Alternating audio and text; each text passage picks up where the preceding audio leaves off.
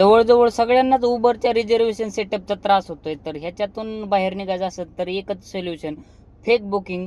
आणि जर लोकं करतायत सेटअप बंद करण्यासाठी प्रयत्न, तर आपलं काम आहे त्यांना साथ देणं. त्याच्यामुळं जर एकत्रित येऊन जर ते करतायत आव्हान की बुवा फेक बुकिंग टाका, तर मला सुद्धा वाटतंय की बुवा यात काही वाईट नाही. का तर फेक बुकिंग टाकल्यावर जे फ्रॉड करणारे लोक आहेत ना, त्यांना 100% त्या गोष्टीचा फरक पडतोय.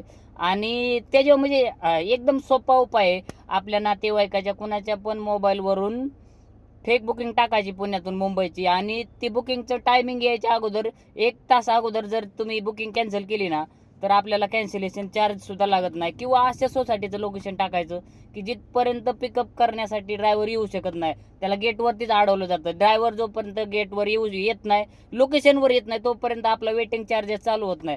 आणि ड्रायव्हर लोकेशनवर आल्याशिवाय कॅन्सलेशन चार्ज सुद्धा लागत नाही.